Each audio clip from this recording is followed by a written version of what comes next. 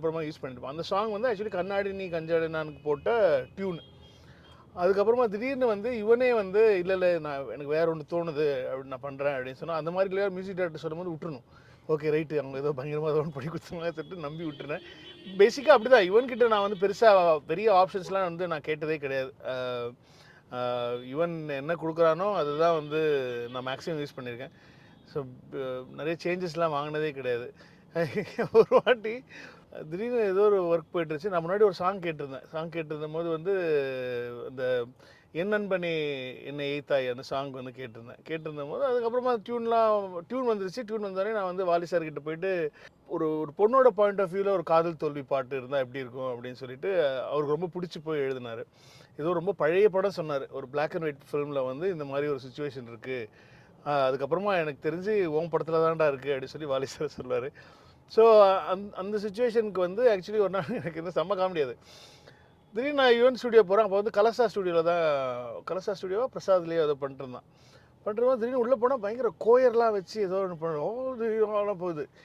என்னடா இவன் நம்ம படத்துக்கு பாட்டு கொடுக்காம வேறு ஏதோ படத்துக்கு ஏதோ பண்ணிட்டுருக்கான் அப்படின்னு சொல்லி ஏதோ யோசிச்சுட்டு என்னப்பா அது நம்ம சாங்கு ரெடி அது நம்ம படத்துக்கு சாங் தான்ப்பா அப்படின்னா நம்ம படத்தில் இப்படி சுச்சுவேஷனே இல்லையே என்ன சாங் இது அப்படின்னு கேட்டால் ஒரு ஃபைனலாக கேட்டால் வந்து அது வந்து அதே சாங் என் நண்பனே என்னை எய்த்தாய் சாங்கோடைய ஓப்பனிங்கில் வந்து ஒரு கோயர் மாதிரி ஒன்று வரும். அதுதான் வந்து அவன் ரெக்கார்ட் பண்ணிட்டுருந்தான். அது வந்து எனக்கு எதுக்கு ரெக்கார்ட் பண்ணுறான் ஏன் ரெக்கார்ட் பண்ணுறான்னே தெரியல. ஸோ அந்த மாதிரி நிறையா கிமிக்குகள்லாம் ஈவன் வந்து அப்போ செஞ்சான். அது நிறைய பேர் வந்து இது சொல்லுவாங்க, அந்த 50 சென்ட்டோடைய தீம் மியூசிக் வந்து 50 சென்ட் பார்த்து காப்பி அடித்தது அப்படின்னு சொல்லி அது என்னோடய ஃபால்ட்டு தான். ஏன்னா வந்து நாங்கள் பிரவீன் வந்து என்ன பண்ணுவார், பிரவீன்கிட்ட நான் மேக்ஸிமம் என்ன சொல்லிடுவேன்னா வந்து எனக்கு ஒரு மியூசிக் போட்டு எடிட் பண்ணலாம், மியூசிக் போட்டு காட்டலாம், அப்போ தான் வந்து நல்ல டெம்போவில் ஷார்ட்ஸ் கட் பண்ண முடியும். அது எங்கள் அப்பா சொல்லி கொடுத்தது. டெம்போவில் ஷார்ட்ஸ் கட் பண்ணால் வந்து ரொம்ப டிஸ்டர்பிங்காகவே இருக்காது, ரொம்ப நல்லாயிருக்கும் அப்படின்ற மாதிரி. பிகாஸ் ஒரு மியூசிக் ஃபேமிலியிலேருந்து வந்ததுனால கொஞ்சம் அதெல்லாம் கொஞ்சம் பார்க்கலாம் அப்படின்னு சொல்லிட்டு எனக்கும் கொஞ்சம் ரிதம் சென்ஸ்லாம் கொஞ்சம் ஜாஸ்தியாக இருக்கிறதுனால நான் இப்போ பெர்கஷனிஸ்ட்டு மிருதங்கம் பிளேயருங்கிறதுனால வந்து இது நேரத்தில் அதெல்லாம் சொல்லிக்கணும். அரங்கேற்றத்துக்கு எம்ஜிஆர் வந்திருக்காரு. இல்லை பேசிக்காக வந்து அது சொல்லுவார் அப்பா வந்து என்கிட்ட நிறைய இந்த மாதிரி மியூசிக்கல் ஐடியாஸ்லாம் வந்து நான் அப்பாட்ட கேட்பேன். நான் அந்த டெம்போவில் கட் பண்ணணும் சாங்கு அப்படின்லாம் சொல்லுவார். அதனால வந்து அந்த மாதிரி ஒரு தீம் மியூசிக் வந்து வேணும் அப்படின்னு சொல்லிட்டு நாங்கள் அந்த 50 சென்ட்டோட மியூசிக் வச்சு தான் வந்து அதை கட் பண்ணியிருந்தோம்.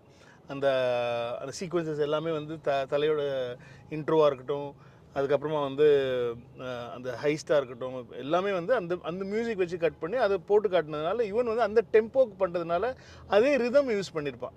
உடனே எல்லோரும் வந்து காப்பி அடிச்சிட்டாப்ல இதுன்னு சொல்லி சொன்னாங்க. அது காப்பின்னு சொல்ல மாட்டேன், சத்தியமாக சொல்ல மாட்டேன். இட்ஸ் கம்ப்ளீட்லி ஒரு இன்ஸ்பிரேஷனும் தான். அது அந்த மாதிரி நான் கட் பண்ணதுனால அந்த டெம்போக்காக வந்து ஈவன் பண்ண ஒரு விஷயம்தான் அது.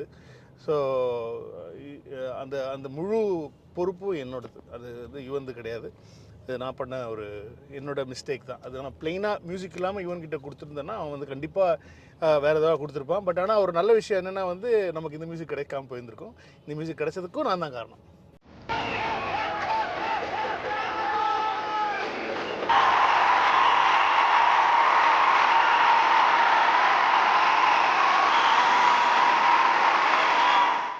சத்தியமாக அப்படிலாம் எதிர்பார்த்து எந்த படமும் எடுக்கிறது இல்லை. அந்த மொமெண்ட்டில் மக்கள் வந்து என்ஜாய் பண்ணணும், செலிப்ரேட் பண்ணணும் அப்படிங்கிற ஒரே நோக்கம் தான் இந்த படம் பண்ணும்போது சரி. எந்த படம் பண்ணாலும் நான் வந்து I just really want people to come in and enjoy and you know have a great experience இந்த தியேட்டருக்கு தான் நான் படம் எடுப்பேன். சில சமயம் அது ஒர்க் ஆகும், சில சமயம் அது ஒர்க் ஆகும் போயிடும். பட் ஆனால் வந்து I always try to whatever genre I do I make sure that people come in and enjoy. ரொம்ப கிரிட்டிக்கலி அக்ளைம்டாலாம் எனக்கு படம் எடுக்க தெரியாது. அது அப்படியே ஆடாக உண்டு ஒரு கல்ட் கிளாசிக்காக. இப்போ சென்னை 28 வந்து சத்தியமாக அந்த மாதிரி நினச்சி எடுத்தது கிடையாது. பட் ஆனால் அது அப்படி மாறிடுச்சு, ஒரு கல்ட் கிளாசிக்காக மாறிடுச்சு. அதே மாதிரி தான் மங்காத்தாவும் ஒரு ட்ரெண்ட் செட்டிங் ஃபில்மாக மாறினதுக்கு அப்படி யோசிச்சுலாம் எடுத்ததில்லை. எனக்கு அந்த மொமெண்ட்டில் எனக்கு வந்து ஒரு ஒரு ஒரு கெட்டவங்களை பற்றின ஒரு கதை. பிகாஸ் ஹைஸ்ட்டு அப்படின்னு சொன்னாலே வந்து எல்லாருமே கிட்டத்தட்ட கெட்டவங்கள தான் இருப்பாங்க. ஸோ அது மாதிரி ஒன்று பிளான் பண்ணோம். பண்ணதுக்கு வந்து 15 இயர்ஸ் கழிச்சு அதே லவ் இருக்குது அப்படின்றது வந்து very very happy. And you know தலை ஏகே அவர்களுடைய ஃபேன்ஸ் வந்து இன்னும் மங்காத்தாவை வந்து அப்படி லவ் பண்ணுறாங்க, செலிப்ரேட் பண்ணுறாங்க அப்படின்னு நினைக்கும் போது வந்து நிஜமே ரொம்ப சந்தோஷமாக இருக்குது. 15 வருஷமாக இந்த படத்துக்கான மாசு குறையவே இல்லை. The King Makeup Game Over. Love ya.